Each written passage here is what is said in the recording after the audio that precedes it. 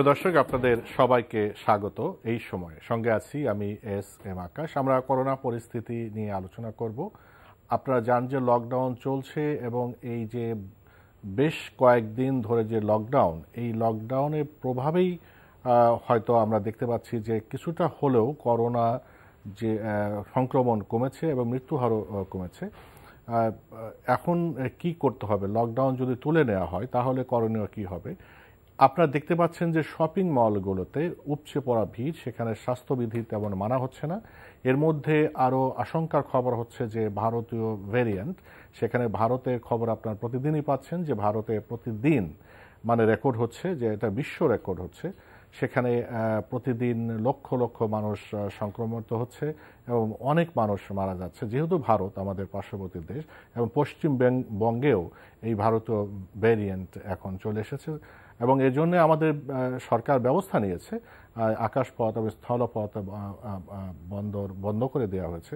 এরপরেও আর কি ব্যবস্থা নেওয়া যেতে পারে? আর টিকা নিয়েও আমরা কথা বলবো। আমাদের অ্যাস্ট্রাজেনেকার টিকার যে মজুদ সেটা শেষ হয়ে আসছে। আমরা চীন এবং রাশিয়ার টিকা নিয়ে আনার চেষ্টা করছি। মাননীয় প্রধানমন্ত্রী বলেছেন যে যত টাকাই লাগুক সরকার টিকা সংগ্রহ করবে। আমরা এসব বিষয়গুলো নিয়ে আলোচনা করব। আমাদের সাথে আজকে একজন অতিথি, তিনি যুক্তরাজ্য থেকে যুক্ত হচ্ছেন। আমাদের সঙ্গে পেয়েছি doctor Khandakar Mehedi Akram, senior research associate, Sheffield university, যুক্তরাজ্য। খন্দকার মেহেদী আকরাম, শুরুতেই যেটা বলবো যে আমরা দেখতে পাচ্ছি যে এই যে লকডাউনের প্রভাবেই হয়তো হবে, আপনি হয়তো ভালো বলতে পারবেন, যে যেহেতু আমরা এই যে এক সপ্তাহ পরে দ্বিতীয় সপ্তাহ যে আমরা মানে যে এটাকে বলে সর্বাত্মক লকডাউন, বাংলাদেশে আমরা সর্বাত্মক লকডাউন বলছি, তো সেখানে আমরা দেখতে পাচ্ছি যে কিছুটা হলেও সংক্রমণের হার কমেছে, মৃত্যুর হারও কমেছে, হাসপাতালে কোভিড রোগী ভর্তির হারও কমেছে। এটা আমরা যদি এখন আবার এমন পরিস্থিতিতে আমরা দাঁড়িয়েছি যে আগামী 5 তারিখে লকডাউন শেষ হচ্ছে, আমরা ইঙ্গিত যেটা পাচ্ছি হয়তো লকডাউনটা তুলে নেওয়া হতে পারে। যানবাহন যেটা এখন বন্ধ আছে চলাচল হয়তো শুরু করতে হতে পারে, কারণ ঈদের আগে মানুষের জীবিকার দিকেও সরকার হয়তো নজর দিচ্ছে। তো সেক্ষেত্রে এই যে কমে আসা এবং লকডাউন তুলে নেওয়া, সেক্ষেত্রে আমরা আবার নতুন করে কোনো বিপদের মধ্যে পড়তে যাব কিনা, আপনি কিভাবে এটা অবজারভেশন দিচ্ছেন? ধন্যবাদ আকাশ ভাই আমাকে আমন্ত্রণ জানানোর জন্য। আসলে যে করোনা সংক্রমণের যে কমতিটা আমরা দেখছি, আমি বলবো যে গত 10 দিন ধরে ক্রমান্বয়ে কিন্তু করোনার প্রতিদিন যে শনাক্তের হার এটা কমে যাচ্ছে। আবার স্বাভাবিকভাবে আমরা দেখছি যে মৃত্যু কিছুটা কমছে। আশা করি আরো কমে যাবে মৃত্যু আগামী 2-1 সপ্তাহের ভেতরে। সো এটা যে দেখছি, এটা কিন্তু আমরা দেখছি সম্পূর্ণ অপোজিট। আপনি যদি একটু খেয়াল করেন যে এপ্রিলের একদম প্রথম ভাগে যে অবস্থা ছিল, এখন কিন্তু তার অপোজিট অবস্থা, উল্টো অবস্থা। বিশেষ করে মার্চের শেষ সপ্তাহ, মাঝামাঝি থেকে শেষ সপ্তাহ অবস্থা কিন্তু খুব খারাপ ছিল।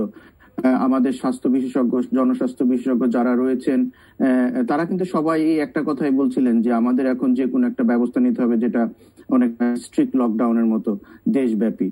আমিও বলেছিলাম, আপনার এই প্রোগ্রামে বলেছিলাম, আরো কয়েকটা জায়গায় বলেছিলাম, এখন একটাই উপায় আছে, এই যে ঊর্ধ্বমুখী সংক্রমণ, এটাকে এখন স্টপ করার জন্য ইমিডিয়েট যে মেজারটা দরকার সেটা হচ্ছে যে কান্ট্রি ওয়াইড, দেশব্যাপী একটা কঠোর লকডাউন। এবং গভর্নমেন্ট সেটা দিয়েছে এবং এটা খুবই বিচক্ষণতার পরিচয় দিয়েছে, যে অনেক বাধাও ছিল তারপরও দিয়েছে এবং তাতে কিন্তু করোনার সংক্রমণ কমে গেছে। এবং সবচেয়ে মজার ব্যাপার হচ্ছে যে এই যে কমে যাওয়ার যে ধরনটা, সেটা একদম সরাসরি মিলে যায় ইউকের সেকেন্ড ওয়েভে লকডাউন দেওয়ার পর কমে দেওয়ার ধরন। এবং অ্যাকচুয়ালি এটা হচ্ছে বিজ্ঞান। সো বিজ্ঞান, লকডাউন স্বাভাবিকভাবে শোনা গেলেও এর পেছনে যে জিনিসটা রয়েছে সেটা হচ্ছে ট্রান্সমিশনটা ব্রেক করা। তো বাংলাদেশ সমর্থ হয়েছে ট্রান্সমিশনটা ব্রেক করতে, ইউকেও সমর্থ হয়েছিল ট্রান্সমিশনটা ব্রেক করতে লকডাউন দিয়ে। এবং ঠিক একই রকম আপনি যদি এই পিকটা দেখেন এবং পিকের কমতি দেখেন সেকেন্ড ওয়েভে এবং ইউকের সাথে মেলান, বাংলাদেশ আর ইউকে একদম সেম। সো আমি যেটা বলছি যে এটা বিজ্ঞান ভিত্তিক একটা পদক্ষেপ নেওয়া হয়েছিল যে ট্রান্সমিশন বন্ধ করা হবে। এটা ঠিক যে লকডাউন নিয়ে প্রশ্ন এসেছে যে এটা তো শিথিল লকডাউন ঠিক মতো মানা হচ্ছে না। কিন্তু হ্যাঁ, বাংলাদেশের প্রেক্ষাপটে কঠোর লকডাউন না দিয়েই এই অবস্থা। আর যদি ঢিলে ঢালা লকডাউন দেওয়া হয় তাহলে তো কিছুই হবে না। সো কিছুটা হলেও যে সুবিধা আমরা পেয়েছি, যেটা করতে সমর্থ হয়েছে বাংলাদেশ, যে লকডাউনটা দিয়ে সংক্রমণটার যে আকাশচুম্বী একটা বৃদ্ধি ছিল সেটাকে স্টপ করে পিকে পৌঁছে এখন নিচের দিকে নামছে। এখনই হচ্ছে সবচেয়ে গুরুত্বপূর্ণ সময়। যে আপনি বললেন যে 5 তারিখে লকডাউনটা উইথড্র করা হবে, কিন্তু এই যে উইথড্র, এই কথাটা আসলে ঠিক না। বলা হবে যে পর্যায় ভিত্তিক লকডাউন শিথিল করা হবে। এবং এটা আমি আবারও ইউকে এর এক্সাম্পল আনতে চাই।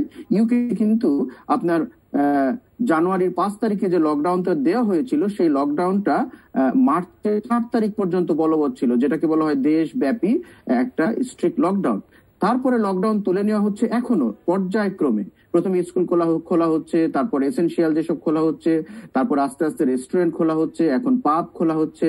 আস্তে আস্তে কি হবে, তারা বলছে যে জুনের শেষে সবকিছু আবার নর্মালে নিয়ে আসবে, স্বাভাবিকে নিয়ে আসবে, কিন্তু স্বাস্থ্যবিধিটা মেনটেন করতে হবে, যেমন পার্সোনাল যে স্বাস্থ্যবিধি। এই যে পর্যায় ভিত্তিক লকডাউনটা কমিয়ে ফেলা হলো, ঠিক এই মডেলটা আমি মনে করি যে বাংলাদেশে যদি অ্যাপ্লাই করে, তাহলে আমাদের দুর্গতি ইন্ডিয়ার মতো হবে না। ইন্ডিয়াতে যে দুর্গতিটা হয়েছে এর জন্য সম্পূর্ণভাবে এই সরকার দায়ী, ইন্ডিয়ান সরকার দায়ী। দে আর জাস্ট অ্যালাউইং দেয়ার পিপল ডাই, এটাই করছে।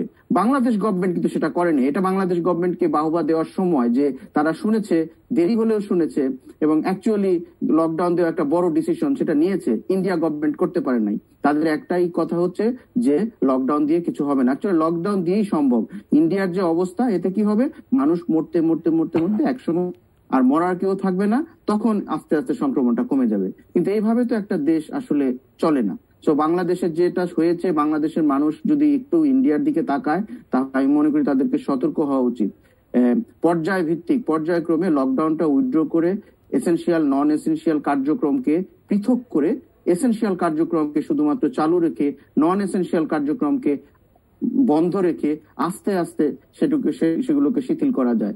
এই যে শপিং মলে যে উপচে পড়া ভিড়, এটাই সবচেয়ে বড় একটা সমস্যা। এখন আপনি বলতে পারেন, ওকে, গত 2-3 দিন ধরেই তো শপিং মলে উপচে পড়া ভিড়, তাহলে আমরা সংক্রমণ কমতি দেখছি কেন? তার কারণ হচ্ছে একটা ইনকিউবেশন ফেজ আছে। ইনকিউবেশন ফেজটা হচ্ছে গড়ে 7 দিন, তার মানে 5 থেকে 14 দিন একটা ইনকিউবেশন ফেজ। তার মানে আপনি আজকে সংক্রমিত হলে আপনার পরীক্ষায় পজিটিভ আসবে প্রায় 7 দিন পরে। সো আজকে আপনি যা যা করছেন, যেভাবে হচ্ছে শপিং মলে, আমার ধারণা যে আমরা কিন্তু আগামী 2 সপ্তাহ পর সংক্রমণ বৃদ্ধি দেখতে পারি আবারও। সো এই জিনিসটা কিন্তু খেয়াল করতে হবে, সাধারণ মানুষেরও বুঝতে হবে যে ঈদ শপিং এখন জরুরি না, এটা এখন একটা নন এসেনশিয়াল। সো এখানে এই যে আপনি মেহেদী আকরাম, আপনি বলছেন যে এসেনশিয়াল এবং নন এসেনশিয়াল, ঈদ শপিংটা তো নিঃসন্দেহে এসেনশিয়াল নয়, এবং যদি কারো কারো দরকার হয়, এখানে অনলাইনে যথেষ্ট সুযোগ আছে। কিন্তু মানুষ দেখছে যে মানুষ বাংলাদেশে মারা যাচ্ছে, সংক্রমিত হচ্ছে, পাশের দেশের অবস্থা এত খারাপ, আমরা গণমাধ্যমে সেগুলো অনেক বেশি করে প্রচার করছি, তারপরেও মানুষ কেন সচেতন নয়, এই জিনিসটা কোনোভাবেই বোধগম্য হচ্ছে না। এটা তো আমাদের নেচার। আমরা তো আসলে দেখছি না যে মানুষ খুব মারা যাচ্ছে। একটা করোনার একটা মেন সমস্যাই হচ্ছে যে যারা মিডিয়ার দিকে তাকাবে না, যারা ডেটার দিকে তাকাবে না, যারা বিশ্বব্যাপী কি হচ্ছে এর দিকে তাকাবে না, তারা বুঝবে না যে করোনা কতটা ভয়াবহ হতে পারে। কারণ হচ্ছে এর মৃত্যু হার প্রতি 200 জনে 3 জন। এখন প্রতি 200 জনে 3 জন মারা যায়, এটা কিন্তু মানুষ খুব একটা দেখছে না। মানুষ এটাকে অতটা সিরিয়াস রোগ ভাবছে না। আমরা যেরকম মার্স ভাইরাসে দেখেছিলাম যে এর মৃত্যু কিন্তু আমাদের প্রায়, ইবোলা ভাইরাসে দেখেছিলাম মৃত্যু কিন্তু প্রায় 60% হলেই মানুষ মারা যাচ্ছিল, তখন কিন্তু একটা ভীতি ছিল। এই SARS-CoV-2 ভাইরাসে, মানে এই করোনা ভাইরাসে মানুষের ভীতিটা স্বাভাবিকভাবেই কম, কারণ তারা এই সাফারিংটা দেখছে না যতক্ষণ পর্যন্ত তারা ডিপলি এই ব্যাপারটা ভাবছে। এই কারণে সরকারের এই ব্যাপারটা ভাবতে হবে, যেহেতু এখানে এক্সপার্টিসরা রয়েছে, তারা জানে যে জনস্বাস্থ্য ব্যাপারটা কি। মানুষ কিন্তু জনস্বাস্থ্য বোঝে না, মানুষ শুধু বোঝে ব্যক্তিগত স্বাস্থ্য, সাধারণ মানুষ। জনস্বাস্থ্য ব্যাপারটা সরকার বুঝে। এখন আমি মনে করি যে এই যে শপিং মল, আমি একটা এক্সাম্পল দিই, শপিং মলে লম্বা লাইন, কতজন ঢুকবে তার কোনো হিসাব নিকাশ নাই, পর্যায়ক্রমে ঢোকাচ্ছে। কিন্তু এমন যদি করা যেত যে সকালের সেশন এবং বিকালের সেশন দুটো ভাগ করে শপিং মলে, যে বড় একটা শপিং মল, সেখানে মাত্র 1/5 ক্যাপাসিটির মানুষ যদি ঢুকতে দেওয়া যেত, তা এবং 2টা ভাগে ভাগ করে একদিন আগে রেজিস্ট্রেশন করা যেত, তাহলে কিন্তু এটা কিন্তু আমরা প্রথম যখন আমাদের দেশে শুরু হয়েছে সেই গত বছর মার্চে, তখন যখন শপিং মলে কিন্তু এইগুলো কার্যকরভাবে মানে এটা করা হয়েছিল, একটা শপিং মলের ক্যাপাসিটি অনুযায়ী লাইন দিয়ে, এবং যেখানে 100 জনের শপিং এর জায়গা সেখানে তো 20 জন ঢুকিয়েছে, সেটা ছিল, কিন্তু এখন সেটা তদারকি করার কেউ দেখছি না। এই যে এখন যদি আরেকটু ভারতীয় ভেরিয়েন্টের প্রসঙ্গে এসেছিল, আমরা এখন আমাদের কাছে এটা বড় একটা আশঙ্কার বিষয়। সরকার এটা সময় মতো এটা ব্যবস্থা নিয়েছে, যে আমাদের স্থল বন্দরগুলো সেখানে প্রবেশ নিষিদ্ধ করেছে, মালামালগুলো আনার শুধু পারাপার করার ব্যবস্থা রেখেছে, আকাশপথ বন্ধ করেছে। কিন্তু এরপরও যেহেতু আমাদের সীমান্তে একদম মানে এখানে আসা যাওয়ার সুযোগ আছে এবং কম বেশি আসছেও, এরপরেও আমাদের কি ব্যবস্থা নেওয়া দরকার এবং যা নিয়েছে তা পর্যাপ্ত কিনা, এবং যদি চলেই আসে তাহলে কি আমাদের জন্য খুব বিপদের আশঙ্কা কিনা, বা কি করা যেতে পারে? আসলে এই যে ভ্যারিয়েন্ট সমস্যাটা এখন কিন্তু একটা ব্যাপক সমস্যা, একটা বৃহৎ সমস্যা। এই যে আপনি বললেন যে বাংলাদেশ সরকার এখন ইন্ডিয়ার যে বর্ডার সেখানে ক্লোজ করে দিয়েছে। আমরা এমনটি দেখেছি যখন ইউকে তে সেকেন্ড ওয়েভ ছিল, এবং এই সেকেন্ড ওয়েভটা হচ্ছিল আপনার ইউকে ভ্যারিয়েন্ট দিয়ে, নতুন একটা ভ্যারিয়েন্ট দিয়ে, তখন কিন্তু ওই সময় ফ্রান্স কিন্তু ইউকের সাথে তাদের যে যোগাযোগ পথ এটা একদম বিচ্ছিন্ন করে দিয়েছিল। কারণ ফ্রান্সের সাথে শুধুমাত্র ইউরো চ্যানেল দিয়ে ইউকে থেকে ফ্রান্সে সরাসরি যাওয়া যায়, সেটা বন্ধ করে দিয়েছিল। শুধুমাত্র খাদ্য সামগ্রী এবং প্রয়োজনীয় যে মালামাল সেটা ট্রান্সপোর্ট ছিল, সেক্ষেত্রেও বেশ কড়াকড়ি ছিল, মানে ট্রান্সপোর্টের ক্ষেত্রেও একদম ইজি অ্যাক্সেস ছিল না। সো বাংলাদেশ গভর্নমেন্ট যেটা করেছে এটা খুবই ভালো কাজ করেছে, এবং এটা এখন অতীব জরুরি একটা ব্যাপার, যেহেতু ইন্ডিয়ার সাথে বাংলাদেশের কানেকশন খুব বেশি এবং প্রতিদিন হাজার হাজার মানুষ আসা যাওয়া করছে। সো ইন্ডিয়া থেকে যে নতুন কোনো ভ্যারিয়েন্ট চলে আসে কিনা সেটা বন্ধ করা। সবচেয়ে বড় কথা হচ্ছে যে আমাদের বাংলাদেশের তিন পাশ দিয়ে ধরতে গেলে যে দেশগুলো রয়েছে, পশ্চিমবঙ্গ এবং আসাম, ওই সব জায়গায় কিন্তু করোনার এখন উচ্চ সংক্রমণ হার। এবং আপনার ভারতে কিন্তু একটা মিউটেশন না, বেশ কয়েকটি মিউটেশন রয়েছে। যেমন ভারতের মহারাষ্ট্রতে রয়েছে আপনার ইন্ডিয়ার যে ডাবল মিউটেন্ট আমরা বলি সেইটা, আবার আপনার যেটা বলে ইন্ডিয়ার যে আরেকটা পার্ট মিডলে যে পাঞ্জাব, ওই জায়গাটা কিন্তু আবার ইউকে ভ্যারিয়েন্ট ডমিনেন্ট। আবার পশ্চিমবঙ্গে সেখানে কিন্তু যেটাকে বলা হয় B1618, এই ভ্যারিয়েন্টটা ডমিনেন্ট। বাংলাদেশে যে ডমিনেন্ট ভ্যারিয়েন্ট এখনো বোঝা যাচ্ছে না কে, তবে সাউথ আফ্রিকা এবং ইউকে ভ্যারিয়েন্ট বাংলাদেশে পাওয়া গেছে। এই ভ্যারিয়েন্ট গুলোর একটা সমস্যা হচ্ছে যে এরা দ্রুত ছড়ায়, এদের ট্রান্সমিশন ক্যাপাসিটি বেশি, কিন্তু ট্রান্সমিশন হয় একই পদ্ধতিতে। তার মানে যদি স্বাস্থ্যবিধি না মেনে চলে, একজন থেকে আরেকজনের ট্রান্সমিশন হয়, রোগ ছড়ায়। কিন্তু এই রোগ ছড়ানোটা বৃদ্ধি অনেক গুণ বেশি এই ভ্যারিয়েন্ট গুলোতে। যেহেতু রোগ ছড়ানোর সম্ভাবনা অনেক গুণ বেশি, সেহেতু আমাদের দেশে যে হারে রোগ ছড়াচ্ছিল বা ছড়ায়, এটা অনেক গুণ বেড়ে যাবে যদি আমাদের দেশে এই যে ইন্ডিয়ান ভ্যারিয়েন্ট অথবা ইউকে ভ্যারিয়েন্ট অথবা সাউথ আফ্রিকান ভ্যারিয়েন্ট, এই ভ্যারিয়েন্ট গুলো যদি ডমিনেন্ট হয়ে যায়, মানে মূল ভাইরাসটা হয়ে যায়, হ্যাঁ, তাহলে কিন্তু ট্রান্সমিশন খুব দ্রুত ছড়াবে। আর ট্রান্সমিশন দ্রুত ছড়ালে যেটা সমস্যা, সেটা হচ্ছে যে খুব তাড়াতাড়ি মানুষ আক্রান্ত হবে, এবং বেশি মানুষ আক্রান্ত হলে তার 10% অসুস্থ হয়ে হসপিটালে ভর্তি হবে এবং হসপিটাল চিকিৎসা করতে পারবে না। তার মানে হসপিটালের ক্যাপাসিটির উপর যদি আমরা ওয়েট করি, তাহলে স্বাস্থ্য ব্যবস্থা ভেঙে পড়বে, যেমন ইন্ডিয়াতে ভেঙে পড়েছে। তাহলে আমাদের তাহলে এখন আমাদের বর্ডার তো আমরা ক্লোজ করেছি, যতটা সম্ভব আমরা চেষ্টা করছি, এর বাইরে কি আর কি করার আছে এই ভ্যারিয়েন্ট? প্রথমত বর্ডার ক্লোজ করলে যেটা হবে যে ইন্ডিয়া থেকে কোনো ভ্যারিয়েন্টের অ্যাক্সেসটা বন্ধ হবে, কিন্তু এটা বলা যায় না যে আমাদের দেশে ভ্যারিয়েন্ট গুলো ব্যাপকভাবে ছড়িয়ে পড়ছে কিনা, একটা আউটবার্স্ট হওয়ার জন্য ওয়েট করছে কিনা, আমরা এটা জানি না। সো এটা করার জন্য যেটা করতে হবে যে দেশের ভিতরই ব্যাপক ভ্যারিয়েন্ট সার্ভাইলেন্স করতে হবে। আর ভ্যারিয়েন্ট সার্ভাইলেন্সটা খুবই জরুরি, তার কারণ হচ্ছে কোন জায়গায়, কোন অঞ্চলে, কোন ভ্যারিয়েন্ট কোথায় বেশি, এটা খুঁজে বের করা এখন আমি মনে করি যে মূল একটা ইম্পর্টেন্ট একটা ফ্যাক্টর, এটা এখন করতেই হবে। তার কারণ হচ্ছে আমরা যদি দেখি যে ইন্ডিয়ার পাশাপাশি এলাকা, হ্যাঁ, নেপালের একটা খেয়াল করে, আমি নেপালের এক্সাম্পলটা দিই। নেপালে দেখা গেছে যে নেপালের চারপাশে যে জায়গাগুলোতে ভ্যারিয়েন্ট ছিল, ইন্ডিয়ার করোনা বিস্তারের ক্ষেত্রে যে নতুন ভ্যারিয়েন্ট গুলো দায়ী ছিল, নেপালের ওই জায়গাগুলো, ওই জেলাগুলোতেই কিন্তু সংক্রমণ বেশি হচ্ছে। এটা একটা এক্সাম্পল। এখন বাংলাদেশের সাথে ইন্ডিয়ার যে সব জায়গায় বর্ডার অঞ্চল, সেই সব জায়গায় এখন ভ্যারিয়েন্ট সার্ভেলেন্স করতে হবে যে ওই কাছাকাছি জায়গায় ইন্ডিয়ার ভ্যারিয়েন্টটা ঢুকে পড়েছে কিনা। আমরা যেমন ঢাকাতে দেখেছি, চিটাগাংয়ে দেখেছি, সিলেটে দেখেছি, এখানে ভ্যারিয়েন্ট কিন্তু রয়েছে। ঢাকাতে কিন্তু south African variant, eco variant রয়েছে। সো ভ্যারিয়েন্ট অঞ্চল ভিত্তিক সার্ভেইলেন্স করার মাধ্যমে আমরা একটা ম্যাপ তৈরি করতে পারবো যে বাংলাদেশে কোন কোন জায়গায় কোন কোন ভ্যারিয়েন্ট রয়েছে।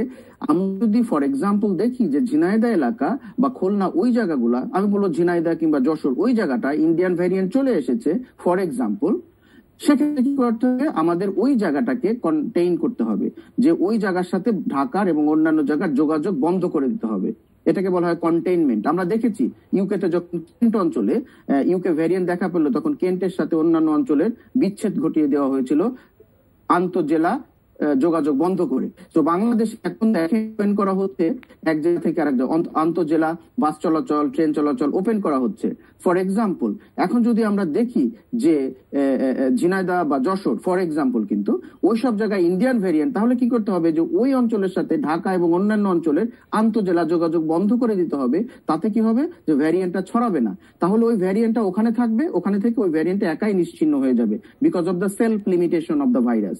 সো এটা হচ্ছে একটা স্ট্র্যাটেজিক ভ্যারিয়েন্ট সার্ভাইলেন্স। আমি মনে করি বাংলাদেশে এটা জরুরি ভিত্তিতে করা দরকার, এবং যদি সিকোয়েন্স করে সম্ভব না হয়, বিভিন্ন কোম্পানি এখন variant specific PCR kit develop করেছে, সেটা দিয়েও ভ্যারিয়েন্ট স্ক্রিনিং বা সার্ভাইলেন্স করা যেতে পারে। আমি মনে করি এটা এখন খুবই জরুরি বিষয় বলেছে। আমার মনে হয় সরকার অবশ্যই, এবং বাংলাদেশে যে জনস্বাস্থ্য বিশেষজ্ঞ আছেন, যে কমিটি আছে, অবশ্যই এগুলো বিবেচনায় রেখেছেন বলে আমি বিশ্বাস করি। কিন্তু আমাদের তো টিকার অ্যাস্ট্রাজেনেকার টিকার মজুদ শেষ হয়ে আসছে। আমরা চীন এবং রাশিয়া থেকে টিকা আনছি। তো এই যে টিকাগুলো কেমন অনুমোদন আছে কিনা, বাংলাদেশে ব্যবহারের ক্ষেত্রে কোনো সতর্কতা আছে কিনা? অবশ্যই আমি মনে করি যে যে কোনো টিকা যে কোনো দেশেরই হোক, এবং যেটা যত উন্নত দেশই তৈরি করুক না কেন, তার একটা সেফটি প্রোফাইল থাকতে হবে। ইফেক্টিভিটির চেয়ে সবচেয়ে বড় দরকার যে ভ্যাকসিনটা সেফ কিনা। বাংলাদেশে অক্সফোর্ড অ্যাস্ট্রাজেনিকার যে ভ্যাকসিন, যেটা কোভিশিল্ড হিসেবে বাংলাদেশে ব্যবহৃত হয়েছে, এখন পর্যন্ত আমরা বেশ স্বস্তির ভিতরে আছি যে তেমন বড় কোনো বিপর্যয় বা অ্যাডভার্স ইফেক্ট হয়নি বাংলাদেশে। সারা পৃথিবীতে অ্যাস্ট্রাজেনিকা অক্সফোর্ডের কিছু পার্শ্ব প্রতিক্রিয়া থাকলেও ওভারঅল তা খুবই কম, সিরিয়াস অ্যাডভার্স ইফেক্ট নাই। এবং এই ভ্যাকসিনটা, অক্সফোর্ড অ্যাস্ট্রাজেনিকা ভ্যাকসিন, কিন্তু নিয়মিত স্টাডি হচ্ছে। সো বেশ বড় একটা স্টাডি গ্রুপ এর দিকে সবসময় তাকিয়ে আছে এবং তারা পরীক্ষা নিরীক্ষা করছে। এখন যেহেতু আমাদের হাতে এখন অ্যাস্ট্রাজেনিকা অক্সফোর্ড ভ্যাকসিন শেষ হয়ে যাচ্ছে, ভারত থেকে কবে আসবে নতুন ভ্যাকসিন, জুলাইয়ের আগে আসবে কিনা আমরা জানি না, সেহেতু আমাদের দেশে নতুন ভ্যাকসিন আসছে। আমরা জানি যে গভর্নমেন্ট অ্যাপ্রুভাল দিয়েছে আমদানি এবং লোকাল প্রোডাকশনের জন্য। তার ভিতরে দুটো ভ্যাকসিন, রাশিয়ার স্পুটনিক ভি এবং সিনোফার্মের যে ভ্যাকসিন, এই দুটো, চীনের যে সিনোফার্ম, এই ভ্যাকসিন দুটোকে অ্যাপ্রুভাল দিয়েছে। এখন আমার কথা হচ্ছে, এই দুটো ভ্যাকসিনই কিন্তু আপনার WHO অ্যাপ্রুভ না, WHO কিন্তু এখনো অ্যাপ্রুভাল দেয় নাই, এবং দুটো ভ্যাকসিন ইউকে থেকেও অ্যাপ্রুভাল পায় নাই, তার মানে MHRA, FDA এর অ্যাপ্রুভালও পায় নাই, এবং ইউরোপিয়ান ইউনিয়নের যে EMA, তারও অ্যাপ্রুভাল পায় নাই। তাহলে এই ভ্যাকসিনগুলো বাংলাদেশে যে অ্যাপ্রুভাল দেওয়া হলো, সেটা কিভাবে দেওয়া হলো, এটা খুবই গুরুত্বপূর্ণ। তার কারণ হচ্ছে, যদিও আমি চাইনিজ ভ্যাকসিনের কথা বলি, সিনোফার্ম ভ্যাকসিনটা কিন্তু ব্যাপক পর্যায়ে ব্যবহৃত এখনো হয়নি, এবং এই ভ্যাকসিনটার কার্যকারিতা আমরা জানি যে 79%, কিন্তু এর যে ব্যাপক একটা অ্যাডভার্স ইফেক্ট, কি অ্যাডভার্স ইফেক্ট ছিল, কোথায় কি হয়েছে, এটা যে স্ক্রুটিনাইজ করা, যে ডেটা স্ক্রুটিনাইজেশন করা, এটার দায়িত্ব হচ্ছে ড্রাগ অ্যাডমিনিস্ট্রেশন অথবা রেগুলেটরদের। আমি যে নামগুলো একটু আগে বললাম, সাধারণত দেখা গেছে যে বাংলাদেশে শেষ করতে হবে এক বাক্যে, যদি বলেন শেষ করতে হবে এক বাক্যে বলেন আসলে কি।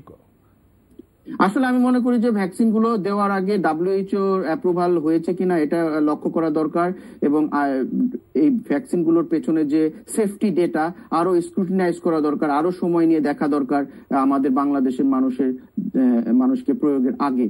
এটা সবচেয়ে ভালো। তবে আমাদের ভ্যাকসিন অবশ্যই দরকার অন্যান্য জায়গা থেকে। আমি মনে করি যে স্পুটনিক ভি ভ্যাকসিনটা ভালো হবে, কারণ এটা 60টা দেশে দেওয়া হয়েছে, এবং এটা খুব সম্ভবত ইউরোপিয়ান ইউনিয়নের এবং WHO এর অ্যাপ্রুভাল পেয়ে যাবে। তবে সিনোফার্মের অ্যাপ্রুভাল কিন্তু আমরা আগামী সপ্তাহে দেখতে পারি WHO, সো এটা হতে পারে, মোস্ট প্রবাবলি আমরা অ্যাপ্রুভাল পেয়ে যাব প্রয়োগের আগেই। জি, অনেক ধন্যবাদ ডক্টর মেহেদী আকরাম আমাদের সঙ্গে সংযুক্ত হওয়ার জন্য। প্রিয় দর্শক, আপনাদেরকে ধন্যবাদ আমাদের সঙ্গে থাকার জন্য।